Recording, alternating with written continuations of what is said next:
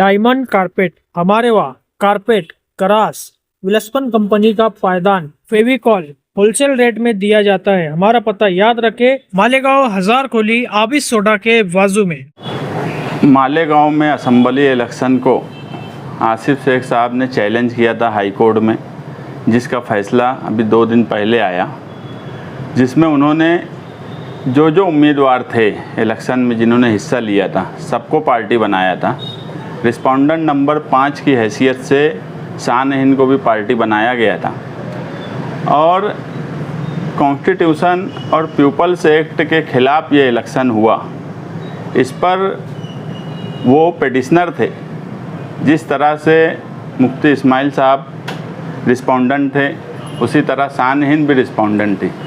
हमने जो है पिटिशनर की साइड से 9 जून 2025 को रिप्लाई एफिडेविट हाई कोर्ट में दाखिल किया था, जिसमें हमारा सिर्फ 2 मुद्दे पर हमने एफिडेविट फाइल किया था कि जो इलेक्शन के वक्त में मौजूदा एमएलए ने अपने प्रचार के वक्त जामा मस्जिद से ये कहा था कि खातून क़यादत नहीं कर सकती, खातून को वोट नहीं देना चाहिए।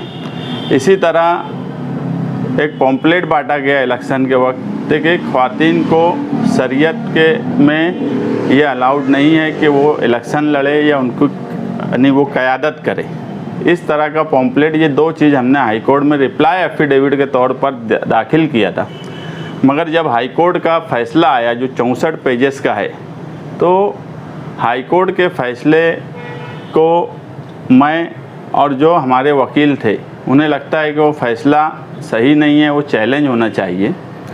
और इसके लिए क्योंकि उस फैसले में, हाई कोर्ट के फ़ैसले में आसिफ शेख साहब जो पिटिशनर थे उनकी तरफ से तो बातें आई, मुफ्ती साहब जो रिस्पोंडेंट थे उनकी भी बात आई, मगर उसमें शान-ए-हिंद ने जो रिप्लाई एफिडेविट फाइल किया था ना हाई कोर्ट ने उसको रिजेक्ट किया, ना हाई कोर्ट ने उसको एक्सेप्ट किया, ऐसा बताया। उस पर कोई बात ही नहीं हुई। और इसलिए अब हम खुद सुप्रीम कोर्ट में हम लीव स्पेशल एप्लीकेशन फाइल करेंगे हमारी तरफ से कि मौजूदा एमएलए ने जो 2 बातें बोली थी जो हमने हाई कोर्ट में बताया, मगर हाई कोर्ट में उस पर कोई फ़ैसला नहीं किया, ना एक्सेप्ट का किया ना रिजेक्ट का किया हमारी बात का। तो उसके लिए हमारे वकला की टीम बातचीत कर रही है सुप्रीम कोर्ट में। सॉलिसिटर ऑफ जनरल जो फॉर्मर थे हरीश साल्वे साहब, उनकी टीम से भी बातचीत हो रही है, वो अभी लंदन में हैं। उनसे अगर बातचीत होंगी हम उनको सारे पेपर्स देने वाले हैं। मतलब ये है कि हम एक बेंच मार्क बनाना चाहते हैं, लड़ाई पूरी लड़ना हमारा मकसद है। अगर हाई कोर्ट में कुछ बात पर फैसला नहीं हुआ है तो उसको चैलेंज करने का इख्तियार है।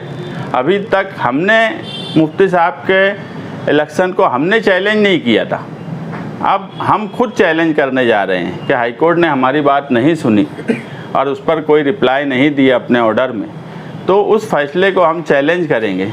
क्योंकि मजहब का सहारा अपने मतलब से लेना, मौजूदा एमएलए अपने मतलब से लेते हैं।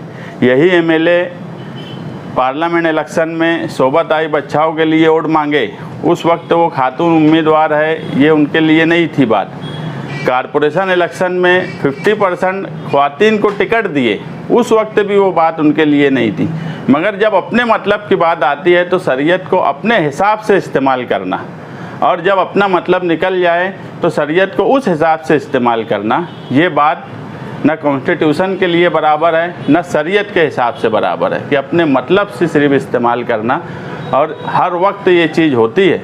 इसलिए अब हम खुद सुप्रीम कोर्ट में मौजूदा एमएलए की रुकनियत को चैलेंज करने वाले हैं। आज चेक भी अब ये तो वो खुद बताएंगे। मैं बोला कि यार हमने अभी चैलेंज नहीं किया था, हाई कोर्ट में हम नहीं गए थे, हम रिस्पोंडेंट थे, मगर हमने हमारा रिप्लाई दिया था।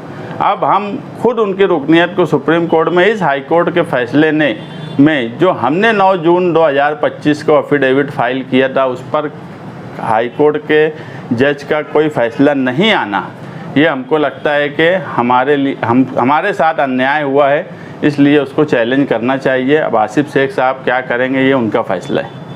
जिन मुद्दों को आसिफ शेख ने लेकर पिटिशन दाखिल की थी उसके ऊपर कोर्ट ने जो अभी जजमेंट दिया, तो सुप्रीम कोर्ट में जाते वक्त आपके मुद्दे कुछ अलग रहेंगे या फिर उन्हीं मुद्दों को लेकर आप सुप्रीम कोर्ट में? नहीं, हमारे उनके जो मुद्दे हैं वो उनके मुद्दे पर वो क्या करेंगे वो खुद बताएंगे।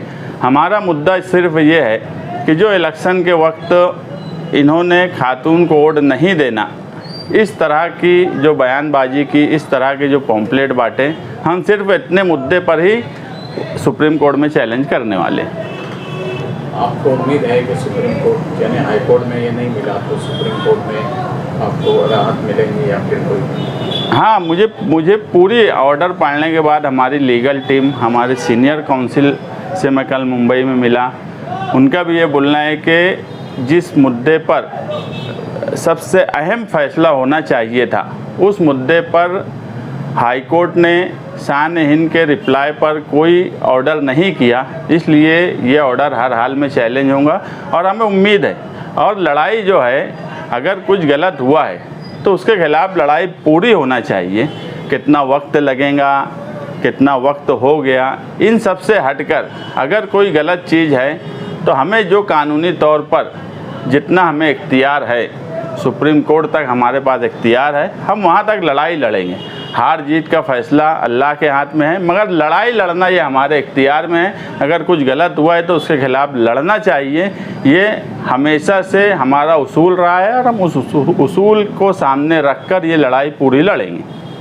धर्म के आधार पर, मज़हब के बुनियाद बनाकर इससे पहले भी इलेक्शन कई बार किसान ने लड़े हैं और इस बार भी लड़े हैं, तो आप एक सेकुलर पार्टी से जुड़े, आप इसको किस तरह देख रहे हैं कि धर्म का आधार, यानी आपका इंटेंशन ये है कि इसके बाद इस तरह से इलेक्शन नहीं लड़े जाने चाहिए? हाँ, हमारा एकदम सीधा सा ये है कि वो कोई अगर बीजेपी हिंदुत्व और हिंदू के नाम पर इलेक्शन लड़ती है तो वो हम गलत बोलते हैं, हर मुसलमान बोलता है कि ये गलत है। इसी तरह अगर कोई मुसलमान बनकर सिर्फ धर्म के नाम पे इलेक्शन लड़ता है, मैं जो बीच में एक बात बोला कि हम एक बेंच मार के सुप्रीम कोर्ट तक जाना चाहते हैं कि इस देश में अपने अपने मतलब से जो आदमी को जब समझ में आता है, वो फ़िरका परस्त पार्टी हो, वो अपने मज़हब का इस्तेमाल करती है। जब मुस्लिम फ़िरका परस्त पार्टी होती है या मुस्लिम लीडरशिप फ़िरका परस्त होती है, वो अपने हिसाब से उसका इस्तेमाल करती है, तो फिर पीपल्स एक्ट 1951 का मतलब क्या रह जाता है? ठीक है, हाई कोर्ट ने अपने हिसाब से फ़ैसला की, वो हाई कोर्ट का अपना इख्तियार है, मगर मुझे पूरी उम्मीद है कि ये पिटीशन हमारा सुप्रीम कोर्ट में टिकेगा और इसका अच्छा रिज़ल्ट आएगा।